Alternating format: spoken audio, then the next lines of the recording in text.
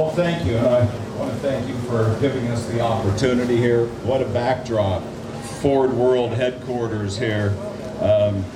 Unveiling a car that everybody thought was gone for 50 years. So the story went, it was crushed. But thanks to these two gentlemen, Jason Billups, his tenacity, but also through research of many people over the past few years, more documentation has been coming out.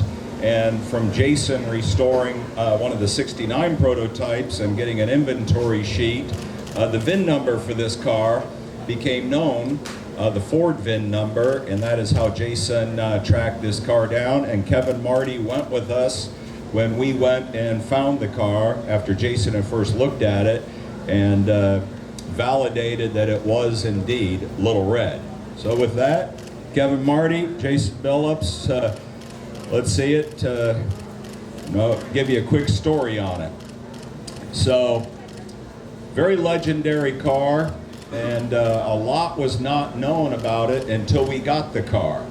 There were notes, handwritten notes from Fred Goodell that I have in a book over there that Brian Stiles, the owner of the convertible, 3 cars were built. The first Fastback 100, this was the second big block ever built, 428 off the assembly line with 2 4-barrels, 133 and 139, the convertible that Brian Samantha Stiles owned.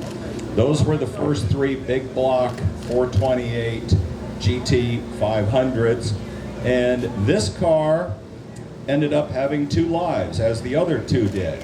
And that is that when we talked to the original owner and he gave us a picture of it, it ended its life as EXP 500 prior to the Green Hornet being EXP 500. It was reskinned as a 68, and everybody was looking for a 67 with 131 on it. It has never had a Shelby tag on it.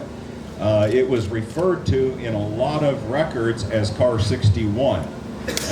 Or by its Ford VIN, because by then Ford had taken over Shelby, and we looked for it.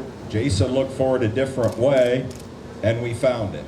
So now what we're trying to do is get as much information on it throughout its life. A lot's been written about it. Did it have 2 superchargers on it? Did it have different engines in it throughout its life? We know one thing, it never had a 4-speed in it, which has been written. So it always had an automatic. It had the automatic talking to the second owner. That is the same transmission that is currently in the Green Hornet that was developed in this car.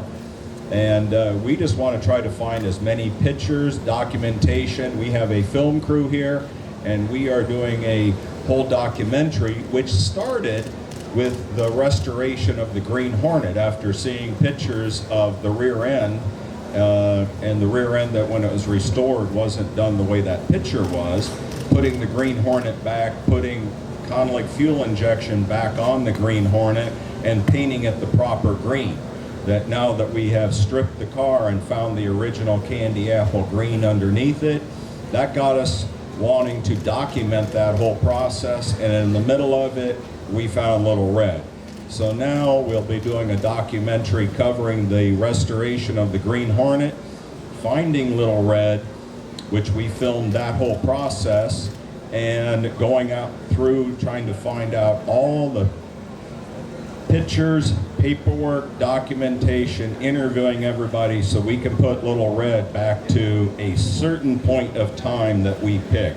I'd like to restore it back to the way it was originally with the inboard headlights on it, but it all depends on what engines ended up in it and how long it was in one configuration. None of that is known currently. Hopefully Ford Archives has some of it. Kevin Marty is helping us with that, between Dave Matthews and Vinny and several other people that are the historians with the Shelby Archives in different states, because this car went over several years. So there's different things in different archives. We're trying to put it all together. If anybody knows anybody that worked at Shelby America, worked at Ford when the car was here at Iola, anybody, we have a website, shelbyprototypecoups.com. that you can go on and tell your story.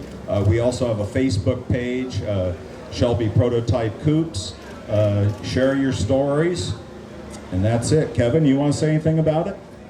I do think, appreciate all of you being here, but what I really appreciate, and I know Jason feels the same way too, is that Craig is actually taking this approach. First, he wants to let you see this car in the state it was found.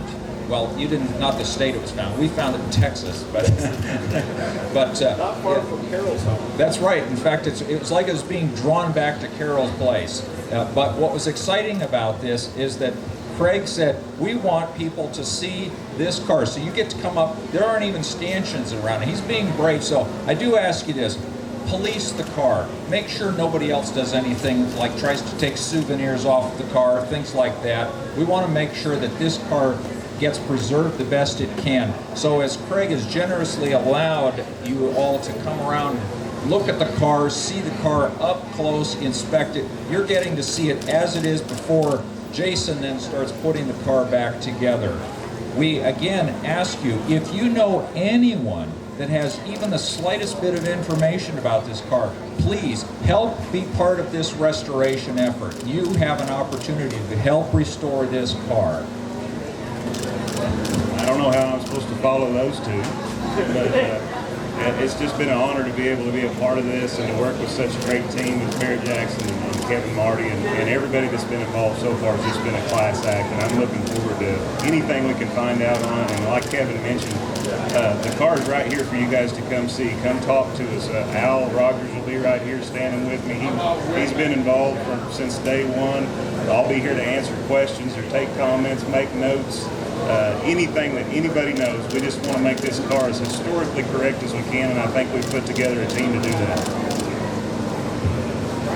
And with that, you're welcome to come up and look at it. I think we'll do it.